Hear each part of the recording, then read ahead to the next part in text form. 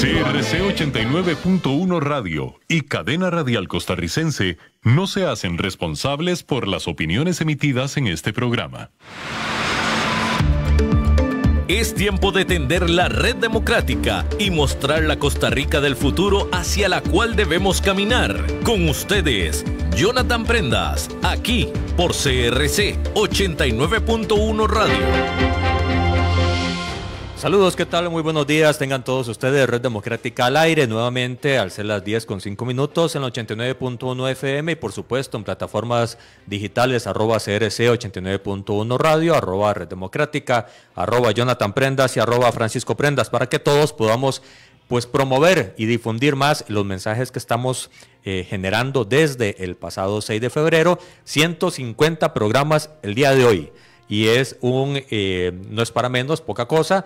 En todos los programas hemos estado aportando generalidades y puntualidades bastante pues importantes para poder diseñar, construir, rectificar, promover, reforzar y enmendar los pasos de la Costa Rica que amamos, que por cierto mañana cumple 202 años de vida independiente y que necesitamos todos estar en una misma sintonía para poder entre todos co-crear y generar acciones que nos permitan vivir mejor de lo que estamos viviendo ahora y heredarle a nuestros hijos y a nuestros nietos un mejor lugar para vivir. El día de hoy tenemos la muy cordial bienvenida, la compañía de un amigo de la casa, es una persona que ha pasado por instituciones muy importantes de Costa Rica, que tiene una lectura muy amplia del fenómeno constitucional y que genera una especialización que nos va a desarrollar y a comentar el día de hoy, que es la judicialización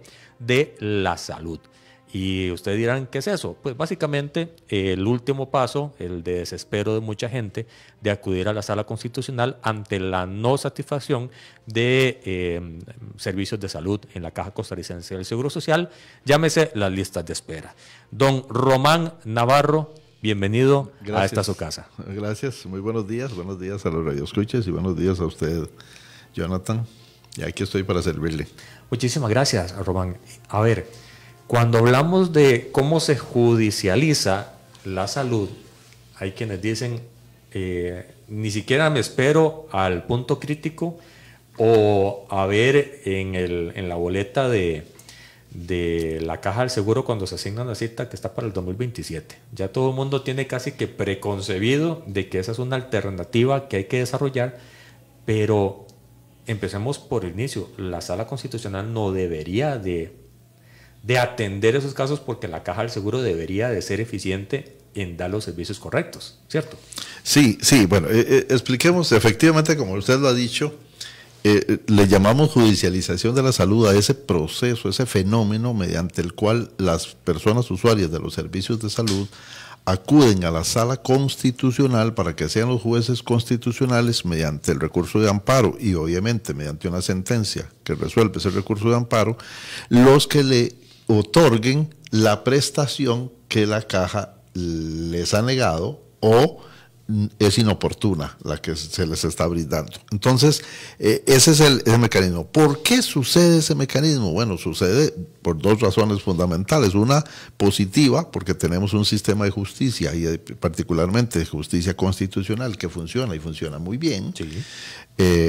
Quiero decirles que de una vez que más o menos el 30%, un poquito más incluso, 31% el año pasado, del circulante de la sala, que a la sala acuden 20,000 casos al año. 20,000 personas o 20,000 casos, porque a veces pertenece a la persona. Exactamente. De cosas que consideran constitucionalmente se les está faltando. Es correcto. Entonces, entre habeas corpus, amparos y acciones de constitucionalidad, pero generalmente el recurso de amparo, pues son 18,000 y resto, en esos casos que se llevan a la sala constitucional de 20,000, estamos hablando de que más del 30% corresponden a salud.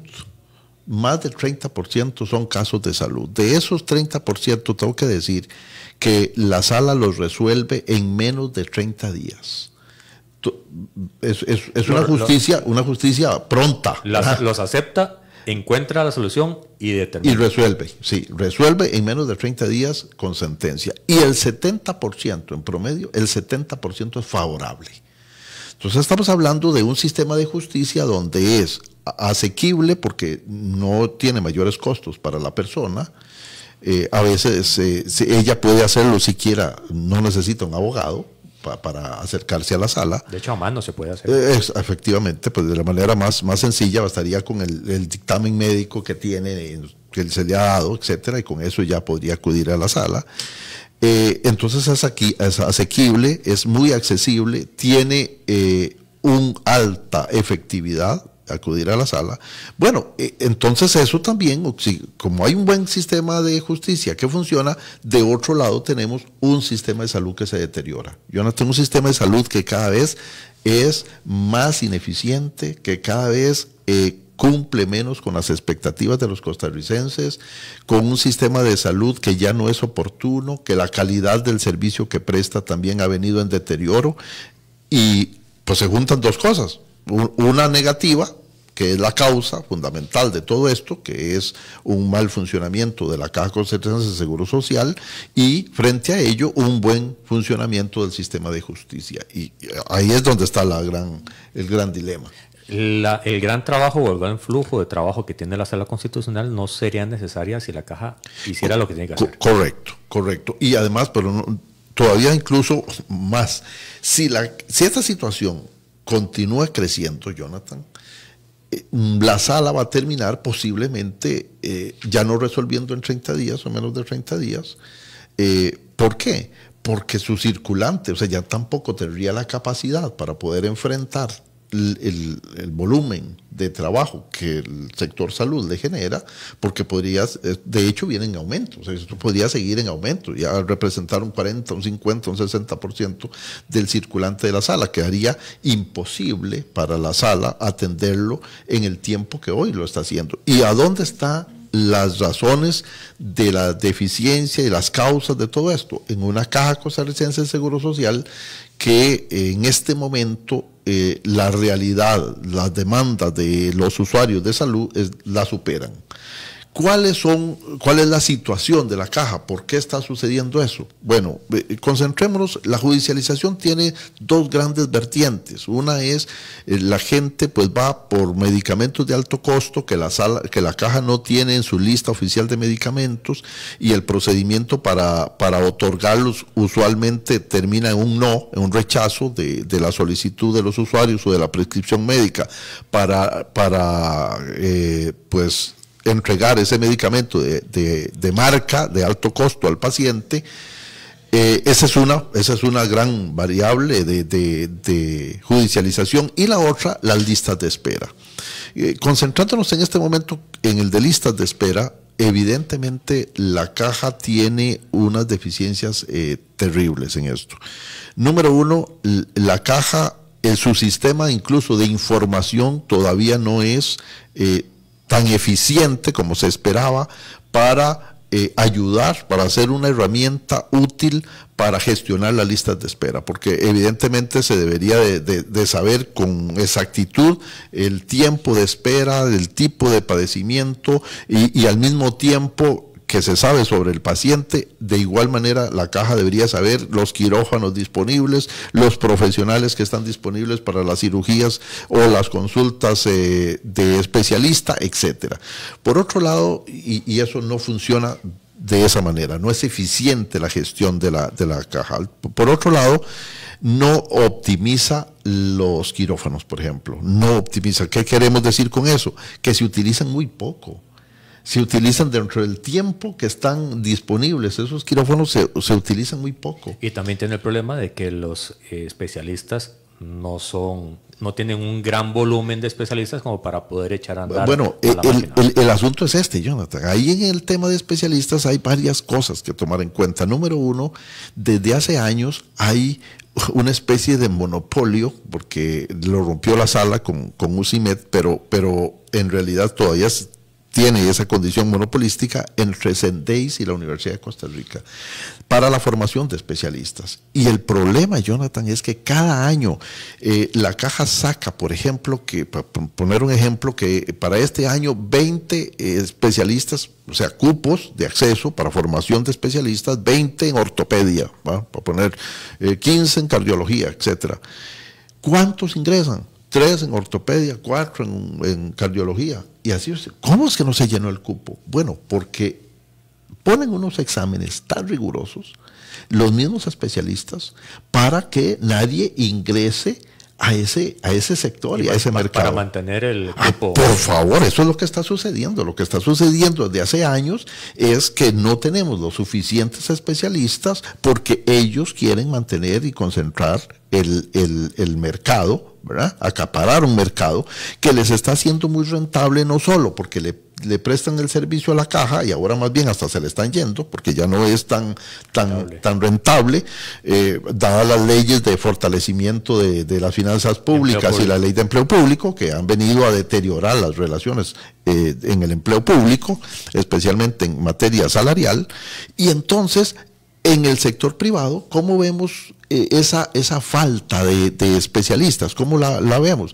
En los costos de cualquier tratamiento a nivel privado. Es que cualquier cirugía son como 5 millones de pesos. Es decir, ¿por qué? Porque al fin y al cabo, también al haber pocos especialistas, obviamente en la oferta y demanda, pues eso significa que los servicios también en lo privado son muy caros. ¿De quién depende romper ese monopolio? Si dio un paso. Bueno, para empezar, número uno, de la Caja, que podría hacerlo. Primero, podría hacerlo en el exterior, porque tampoco es bueno, por razones de endogamia, que los especialistas sean formados exclusivamente en Costa Rica.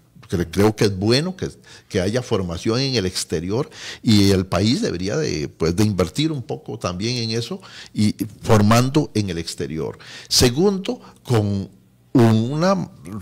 intervenir el tema Sendeis UCR para que esto cambie radicalmente. Eso es por convenio. Eso es un convenio y lo que hay que ir es a revisar un poco cuáles son esas reglas y por qué razón siempre el cupo no se llena. Entonces hay que determinarlo para que sea superado esa barrera y puedan formarse los especialistas que requiere el país. Evidentemente que la parte gremial, incluyo al Colegio de Médicos, que lamentablemente es un ente público y no debería comportarse como un gremio, pero lo hace, terminan diciendo que no hay necesidad de especialistas, pero eso no es creíble, insisto, por el mismo precio, lo que representa en el sector privado, los servicios de los especialistas, y ahora porque vemos que en la Caja también hay un problema serio. Entonces, Jonathan, no tiene que ver solo. Evidentemente que el tema de los especialistas, o sea, un problema en el recurso humano, es uno de los elementos más de esa causa que estamos citando y que genera los problemas de listas de espera. Pero no basta eso, también hay un problema moral. Miren, voy a decirlo de esta manera. Los especialistas, y los médicos en general, ¿cuál ha sido? Voy a explicarlo de esta manera para que el radioescucha poder explicarme mejor. Número uno, ¿cuáles son las soluciones de la Caja por años, ya por décadas, al problema de listas de espera? Horas extras y lo que ahora le denominan jornadas de producción, que es contratar a personal y especialmente médico y se le paga por el acto, o sea, por las cirugías, por el número de cirugías que hace o de procedimientos o lo que corresponda. Ok. ¿Qué funciona eso? Mire, Jonathan, el problema es que los médicos no cumplen con la cuota diaria. No cumplen con la cuota, por ejemplo, de cirugías que había que hacer durante las horas ordinarias, durante su jornada ordinaria. ¿Por qué? Porque hay un incentivo para hacerlo a través de horas extras o por jornadas de producción. Entonces ahí estamos hablando de un problema incluso no solo técnico y de gestión, que sin duda alguna los hay, también estamos hablando de un asunto moral. Segundo lugar, todos sabemos que el deterioro de los servicios públicos de la Caja fomenta el sector privado de salud. Y eso significa que muchas familias, incluso de escasos recursos, al ver a su pariente, padre, hijo, madre, en una situación de salud comprometida, pues no están dispuestos a esperarse 1 año, 2, 3, hasta 4 años. Es que no se sabe si tienen ese tiempo. Entonces, no sabe. Además lo ven con dolores o en sus dificultades, una disminución de su calidad de vida. ¿Qué terminan haciendo? Mire, pues pagando en el sector privado, juntando la plata como de lugar para acudir al sector privado. Ahí hay un beneficio, vea usted que hay un incentivo perverso. Deteriorar los servicios de salud favorece, sin duda alguna, el sector privado. Deteriorar los servicios de salud, aún por los mismos profesionales de salud de la caja, también les beneficia porque hay una consulta privada que también se ve favorecida, sea la consulta o sean los procedimientos de esta naturaleza. ¿Qué decir? Si todavía en muchos casos puede existir los biombos o cosas de ese tipo que todos conocemos. Entonces hay también en este tema de listas de espera un problema moral que no debe de dejarse de lado. Luego también hay una deficiencia seria en la infraestructura de la caja. La caja, incluso es una lástima que esta junta directiva haya suspendido todo el plan de inversiones en infraestructura que ya se venía en ejecución. Y eso que tenía el fondo por supuesto. Y es una lástima, Jonathan, porque la caja lo necesita y el país también necesita mejor infraestructura y mejor equipamiento. Hay ya problemas de equipamiento y hay también problemas de infraestructura que me parece a mí que son necesarias continuar por esa ruta, continuar avanzando, y la caja debería, y obviamente los jerarcas deberían de continuar con ese programa, con ese plan, porque es necesario. Y luego un tema seriosísimo de gestión. Sí, aquí tenemos que ver que la caja es que los hospitales, y particularmente los hospitales nacionales, son como islas, se gobiernan por sí solos y tienen una idiosincrasia propia, y generalmente el mismo director de ese hospital no le gusta involucrarse en los conflictos serios que supone poner a su gente a trabajar o vigilar o ejercer los controles de productividad necesarios. No se hace. Entonces no hay una gestión eficiente de la institución, de su equipo, de su recurso humano y de la infraestructura. Háblese, por ejemplo, de las salas de cirugía, etcétera. Entonces no hay una gestión eficiente en ese sentido. Entonces podemos, con lo que estás diciendo, podemos inferir que la administración operativa de la caja no se está haciendo de la forma correcta. Correcto. Definitivamente. Ni en ninguno de los 3 niveles, ni en EVAIS, ni en clínicas, ni en hospitales. O en alguno de los 3 sí. Bueno, es que los EVAIS, vamos a ver.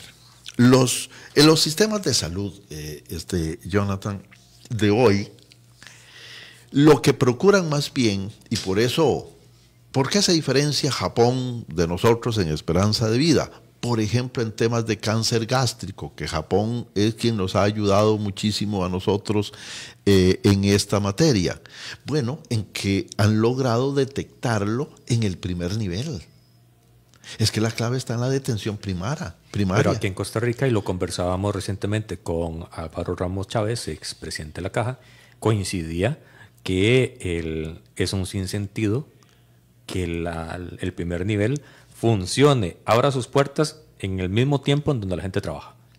Entonces, ¿cómo van a irse a atender un padecimiento o a hacer una revisión de rutina si tienen que perder un día de trabajo? Entonces, lo que hace la gente es esperar a que se pongan, esperando que no, pero que se ponga más crítico el estado de salud para ir a emergencias. Entonces colapsa el tercer nivel. Correcto, pero vamos a ir desmenuzando algunas cosillas de esas que acabas de citar que me parece apropiadas. Número uno, Costa Rica debe invertir más en prevención de la salud, sí, y promoción de la salud, y menos en solo atender morbilidad, porque hasta el EVAI se ha convertido en un lugar de solo atención de morbilidad, es decir, del enfermo, de asistencia médica. Sí, de asistencia médica, cuando este es un trabajo de prevención de hábitos. Voy a decirte esto, Jonathan. Se ha determinado por especialistas que un sistema de salud funcionando muy bien, todo el sistema de salud y un sistema de salud asistencial aporta más o menos el 20% de la salud de la población, mientras que estilos de vida saludable aporta hasta el 40% de la salud de una población. Es decir, que vale la pena en la tarea de prevención y de promoción de la salud invertir, que además es muy barato, invertir en buenos hábitos, hábitos de alimentación, hábitos de ejercicio, hábitos de cuidado de la salud de las personas. Entonces ahí hay una tarea pendiente. Número 2, en la atención primaria, sin duda alguna, una de las cosas es que tenemos que convertir que esa atención primaria tenga mayor capacidad resolutiva, precisamente para prevenir, para lograr ahí detectar cualquier riesgo a una enfermedad y a una complejidad que nos evitaríamos luego los alacuartazos por medicamentos de alto costo y todo esto que estamos hablando de cirugía y demás, porque no se atendió a tiempo, porque logró llegar hasta el final. Una pregunta, Román. Quisiera ahora, durante la conversación, que nos explicaras cuáles son los fundamentos de la sala para fallar a favor de la gente todos estos recursos en temas de la salud. Porque uno dirá, obviamente estamos hablando de que no puede esperarse tantos años para que sea atendido, pero los elementos técnicos con los cuales se puede llegar a un criterio, supongo que está el que no se atendió de previo y que por lo tanto ahora tiene que resolver en el momento, no puede extenderse hacia adelante. Es correcto, pero quiero antes, si me permite, Jonathan, terminar un poquito adelante, que la idea completa anterior quede completa. En Costa Rica gasta en la caja menos del 20% en la atención primaria. Y el mayor gasto se lo lleva, de ese presupuesto se lo lleva precisamente el tercer nivel de hospitalización.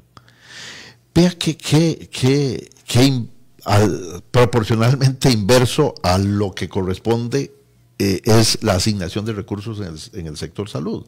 Porque resulta que, como le estoy diciendo, más bien hay que invertir más, según la OMS, hasta un 30% en atención primaria, por lo menos, porque allí es donde resolveríamos muchos problemas de que termina en el tercer nivel. Y luego la judicialización, y para entrarle ahí, la judicialización en temas, por ejemplo, obviamente de medicamentos, por ejemplo, de alto costo, estamos hablando de que ¿a dónde está la judicialización? Otra vez en esos altos costos en el tercer nivel. Cuando pudo, ¿y qué hace la sala? Decir que sí, es decir, admitir un recurso y sentenciar a la caja a comprar un medicamento que son carísimos, pueden ser de $100,000 esa dosis, para atender a un paciente cuyo, o sea, no estamos diciendo que no, estamos diciendo que aporta poco a la salud de la población global, sí a la población sí a la salud de esa persona, pero al mismo tiempo agrava la situación financiera, porque la caja termina, y ahora más o menos el impacto por medicamentos de alto costo dado por la caja equivale a más del 10% del presupuesto de medicamentos. Entonces imagínense, también hay un impacto financiero agravado por las mismas sentencias de la sala, que lo que hace es al final fomentar esta errónea asignación de recursos, cuando deberíamos estar atendiendo más la parte primaria y la prevención de la salud. Más bien nos concentramos en los enfermos, en el tercer nivel y en última instancia cuando ya es poco lo que se puede hacer. ¿Qué hace la sala para resolver, Jonathan? Bueno, la sala constitucional, en primer lugar, parte de un parámetro muy amplio, y esto tenemos que comprenderlo, porque resolver un problema, estamos hablando, la salud es un derecho económico-social. ¿Qué significa eso? Que a diferencia de la libertad de expresión, de la que aquí estamos gozando, a diferencia de la libertad de expresión, el derecho a la salud requiere de unos costos que se financian de manera general por toda la población para poder hacer posible unas garantías institucionales y de servicios que satisfagan el derecho a las personas. Entonces, para que exista la caja, para que exista un conjunto de servicios de salud que le puedan servir a las personas para financiarlo. Ok, ¿qué hace la sala? Bueno, en primer lugar, estamos en un derecho económico social. Quiero que el radio escucha tome ese elemento como prioritario. Segundo, la caja entonces, la sala tiene un parámetro muy amplio. En primer lugar, la Constitución en ningún lado reconoce el derecho. Hay suficiente evolución jurídica. Sí, y además normas en la Constitución que permiten, mediante una interpretación sistémica, pues inferir de allí el reconocimiento del derecho a la salud. Y de todas maneras el derecho internacional vigente en Costa Rica lo reconoce y la Sala lo ha terminado reconociendo. Pero ¿cuál es el parámetro? ¿Cuál es el concepto? Bueno, el concepto es el que maneja la OMS, es decir, es completo bienestar, el completo bienestar físico, psicológico y social de una persona. Caramba, ahí cabe todo. Es decir, la Sala creo que ha rechazado equinoterapia porque se la han pedido, equinoterapia y delfinoterapia, Jonathan, porque no tenemos delfines por aquí en algún zoológico como en otros países que podrían servir para hacer una terapia y cosas de ese tipo. Pero lo que quiero decir es que es amplísimo. Bueno, entonces segundo, tenemos un parámetro para ejercer el control por parte de la Sala muy amplio. Y tercero, agréguele este detalle, los jueces son irresponsables financieramente. Es decir, un juez va a decir que hay que dar un medicamento de $100,000 a un paciente y el juez no es responsable de decir de dónde va a salir ese dinero.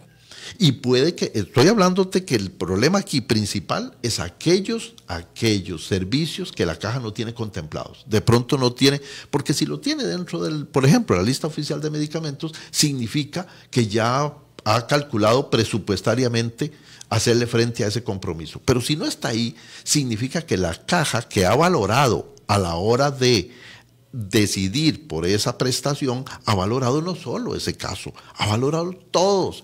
Se llama con el perfil epidemiológico del país. La caja entonces empieza a asignar recursos. ¿Cuánto para todos el problema de morbilidad en temas de cardiología, de ortopedia, de urología, etcétera? Y ahí va la caja asignando recursos de una forma global, con una limitación de presupuesto, donde sale esquema de financiamiento. Y es lo que define lo que llamamos prima, que está determinada por lo que paga el trabajador, el empleador y el aporte del Estado. Entonces, cuando la Sala Constitucional dice que hay que atender a indocumentados, que hay que atender, insisto, es correcta esa apreciación de la Sala, fundado en un derecho del cual es titular toda persona.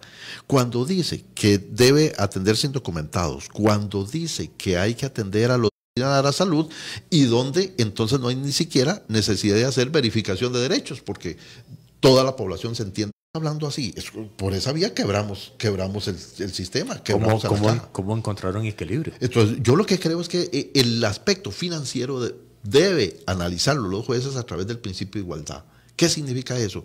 Esta prestación, ¿puedo dársela a todos los que están en esta circunstancia? ¿Sí o no? Porque si solo se la puedo dar a uno y no a todos los que están en esa circunstancia, eso es un privilegio y no un derecho.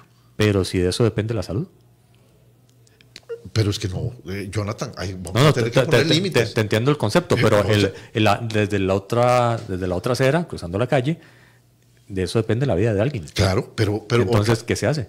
Bueno, yo lo que creo es que ahí debería de fijarse, por ejemplo, otra vez principio de igualdad, porque lo contrario, vamos a ver, eso se llama en ética todo lo que tiene que ver con el principio de rescate.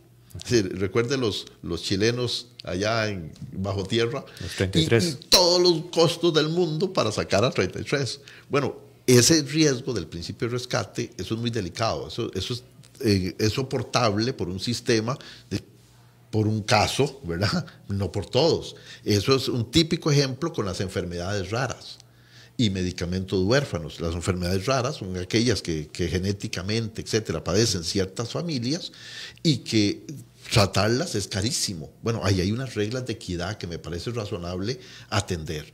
Pero hay otros casos en que ahora las tecnologías son muy caras y yo siento que la caja debería ahí establecer como un estándar y decir, bueno, yo aquí doy hasta esta tecnología y hasta este costo, un umbral. Eso fijan, la mayoría de los países fijan un umbral. Y después de ese umbral de costo, vaya a la prensa, aquí a programas, pida ayuda si quiere, si es necesario para ir a Houston, a lo que sea, porque no es posible para la institución resolver eso. ¿Sería variar el concepto de universalización? No, porque la universalización se mantiene En lo posible. Por eso. Con las reglas posibles, es decir, financieramente posible. Con límites. Con límites. Pero entonces sí cambia el concepto de universalización tal cual lo conocemos. Pues, que es solucionamos o ayudamos a solucionar la vida, la salud de todas las personas. Es que no es solucionarle a todas, Jonathan, porque aquí otra vez volvemos al tema. No es posible darle todo a todos.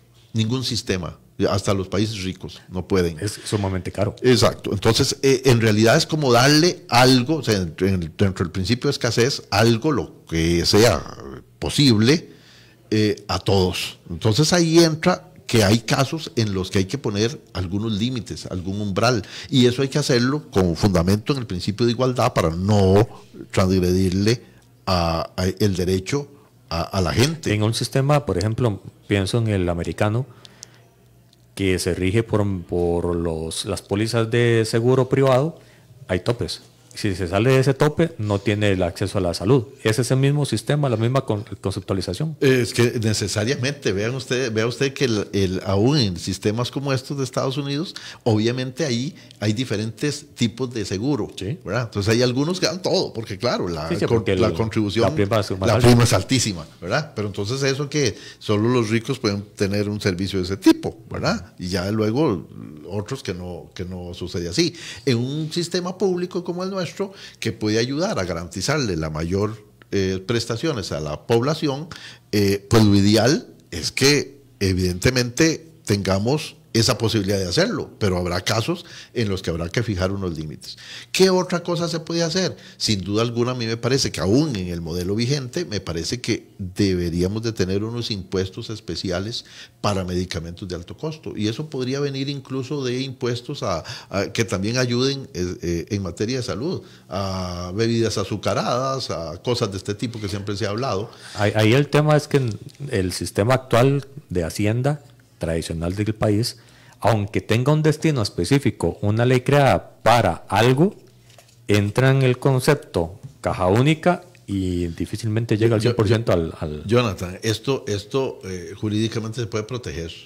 Es decir, se puede indicar expresamente que va el recurso a la caja y hasta ponerle protección penal. Si el ministro que no pasa la plata ahí incurre en una falta. Esa es una idea que podría acoplarse para muchas leyes, que no llega la plata en ningún lado. Por supuesto, pero aquí estamos hablando de una materia sensible, la materia de salud. Entonces, es ahí que me parece a mí que todas esas cosas se pueden resolver.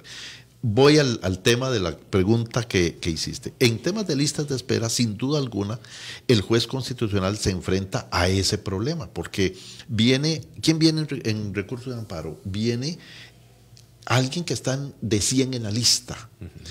¿Qué tiene la sala? Pues la sala nada más ve que esa es una persona titular de un derecho y que de verdad le están dando a 1 año, a 2 años, a 3 años una cita. Pero ¿qué criterio médico tienen para fallar de que sí puede o no puede esperar? Para eso utilizan básicamente le consultan al médico tratante para que rinda un informe, al médico prescriptor o al tratante para que rinda un informe, le piden a la caja, a las unidades diferentes o a los hospitales para que rindan también un informe que les sirva de elemento, y en algunos casos, cuando tienen alguna duda, acuden a la medicatura forense, que han ido especializando algunos médicos también en aspectos más allá de lo forense, para que también como un tercero imparcial les rinda algún criterio que le sirva al juez para tomar la decisión.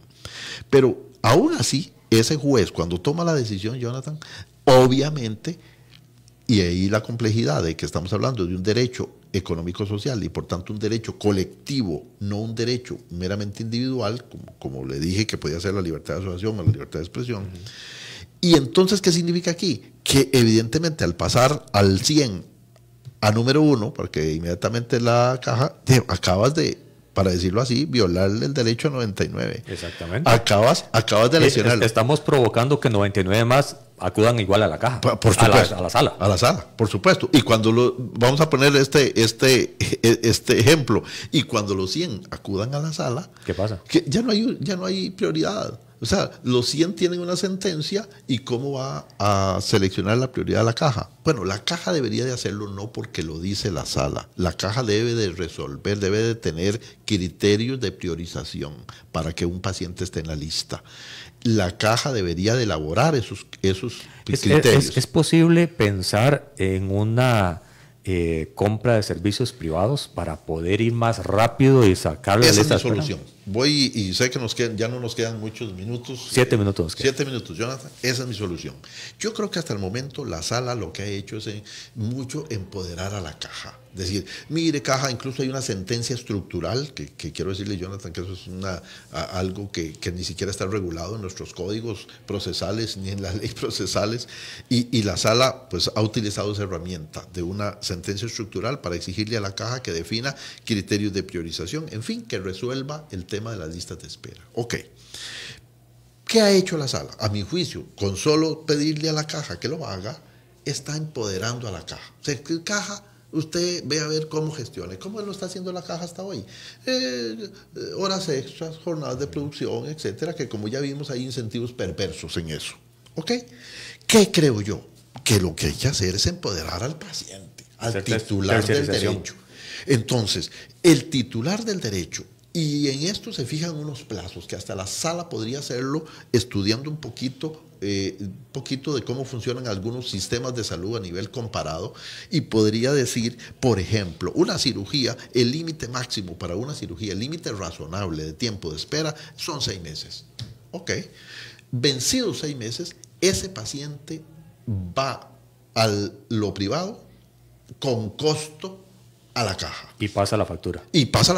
Pero ¿cómo se podría hacer? Porque eso hay que ordenarlo. Quiero decirle, Jonathan, que en el 2014 redacté un proyecto de ley en aquel entonces para el Colegio de Enfermeras que va en esta línea que le estoy comentando. De acuerdo de ese proyecto. ¿Qué se podía hacer? Bueno, el paciente viene a la caja y le dice, mire, se me venció, se cumplieron 6 meses.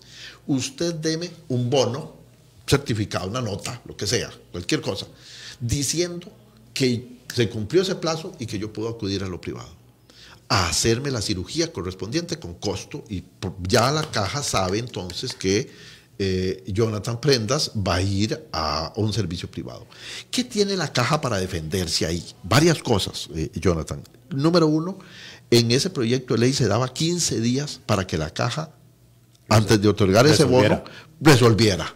Número 2, la caja podía priorizar los servicios, podía decir, primero van ortopedia, urología, etcétera. En estos va a lo privado. Luego ampliamos, una vez resuelto eso, luego ampliamos a tales y tales y tales y tal, dermatología, oftalmología, lo que fuera. Y ahí va de una manera creciente. Número 3, la caja debería de definir quiénes son los proveedores, tener una lista de proveedores, médicos especialistas, obviamente los hospitales privados, etcétera, que puedan prestar ese servicio. Y algunas garantías que se establecían en la ley para evitar incentivos perversos, como que el mismo funcionario de la caja no fuera el que hiciera la cirugía en lo privado, porque si no, ya se imagina, si ya estamos hablando de que no cumplen con la cuota dentro de la jornada ordinaria para aprovechar horas extras. Se baja la velocidad más contable. Por supuesto, para atender luego esas mismas cirugía en lo privado. Entonces hay que establecer algunas reglas, pero aquí empoderamos al que tiene el derecho, empoderamos al titular del derecho para que éste efectivamente tenga una solución y la tenga en tiempo. Eso es lo que a mí me parece. Y desde luego que la caja para esto necesita mejorar su sistema de costeo.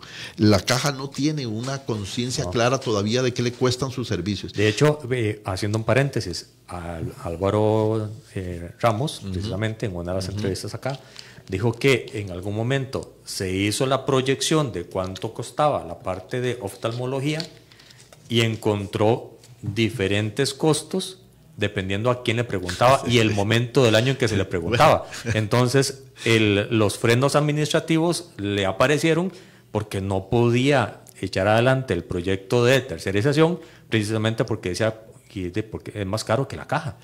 Y en algunos momentos sí, pero por diferentes condicionantes. Claro. Entonces, ese fenómeno de no tener claro cuánto cuesta y cuánto cuesta versus en la empresa privada, que la empresa privada siempre en ese tipo de servicios va a querer cobrar más porque el tiempo de cobro de factura es a 3 o 6 meses y genera el concepto complicado de facultación para generar ese servicio. Bueno, la regla debería ser que esos servicios deberían de costarle a la caja menos de lo que le cuestan a ella.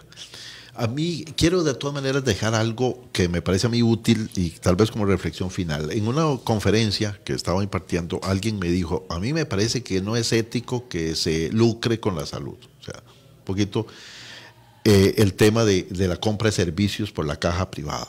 Yo les voy a decir esto, la respuesta que di en ese momento es, a mí lo que no me parece ético en aquel momento era el tema de las citologías, de los exámenes de citología, que la caja los compraba creo que en aquel momento como en 5,000 colones, una cosa así, y a la caja, según versión de la propia caja, le costaban 15,000.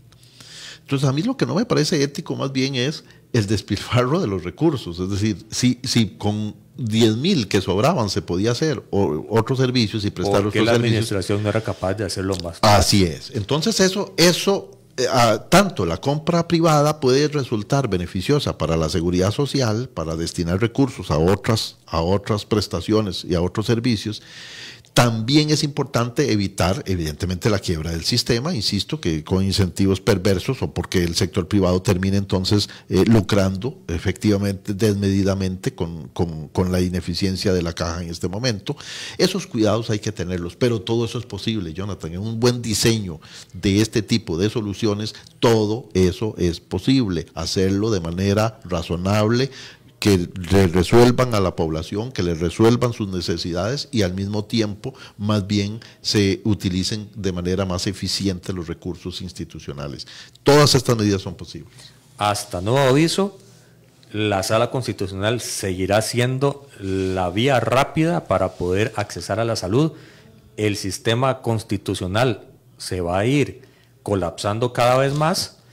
El sistema de jueces y magistrados va a tener mayores problemas para poder encomendar el tema y la caja va a tener un embudo ya no abajo de masa de personas esperando, sino arriba en el puesto número 1 porque la sala le dice tiene que atenderlo. Sí, y todo eso, así como lo has descrito, es solo el síntoma de que no está funcionando bien el sistema de salud. ¿Qué porcentaje del trabajo de la sala, para finalizar, son casos de salud? El 30%.